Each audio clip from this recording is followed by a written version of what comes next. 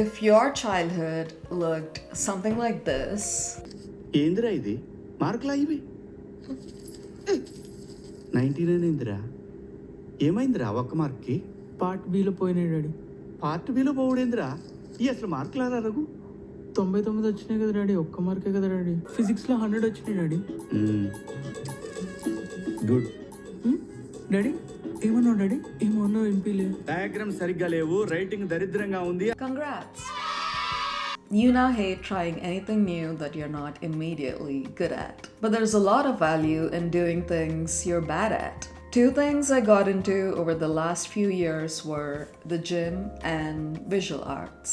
Italy was getting so big that I couldn't pick her up anymore, so I joined a gym to get stronger.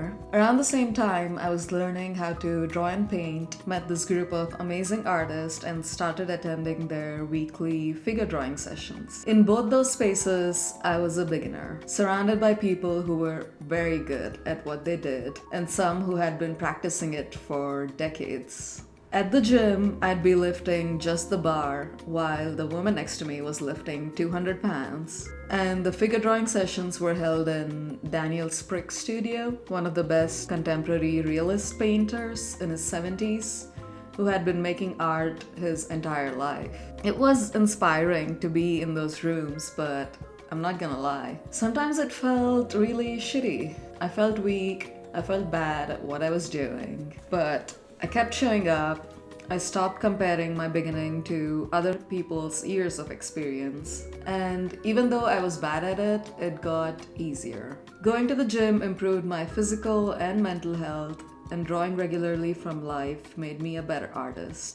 These things made my life feel more whole. So this year, I want to challenge you to do something you're bad at. Maybe you can't draw a stick figure. Draw anyway. Maybe you're shy. Put yourself in more social situations. Do it badly and it might make your life feel more whole. Since I started painting, every year on my birthday, I made a self-portrait. The last two times I was in India, and usually they're smaller because I'm on the go, I'm doing something else on my birthday. But this time, since I'm in Denver and I had more supplies, this is the one I made. I started it off as a drawing, but I lost control and I put acrylic paints over it. It's on paper, so it's won't be archival, but yeah, it was fun.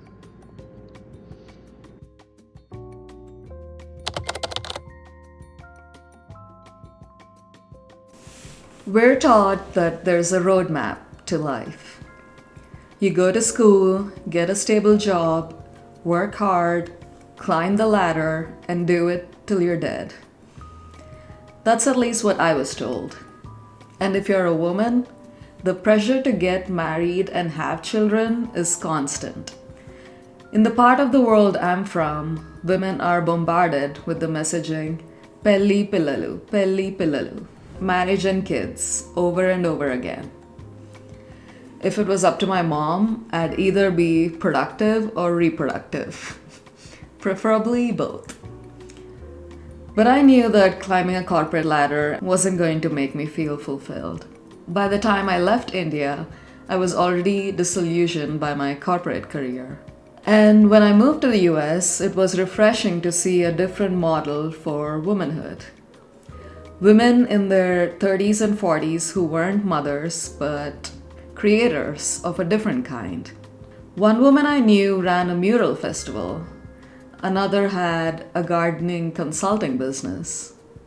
I admired them for working in a field they were passionate about, making an impact at a local level, and creating systems that made it all possible.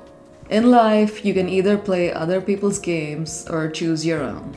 Of course, chasing your dreams can be a luxury, especially when you have responsibilities or are fighting for survival. But your time on this earth is limited, and I think it's worth asking whether the choices you're making are leading to a life you actually want or a life someone else wants for you.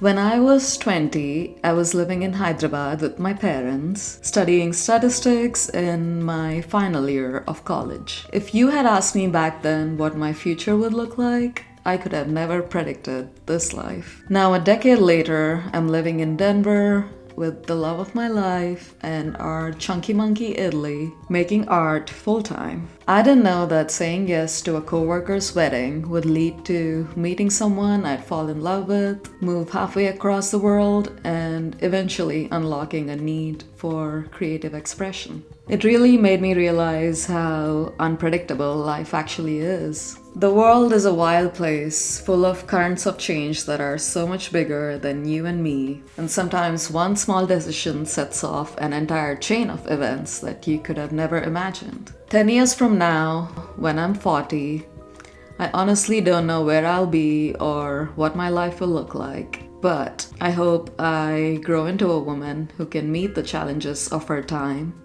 and still make room for joy, creativity, and love. This video is turning out to be so cheesy. But life is hard to predict, and I don't know, all you can do is wake up every day and go out and meet the world. Stay open to the unexpected and let your instinct guide you. Thanks for watching, and I'll see you in the next video.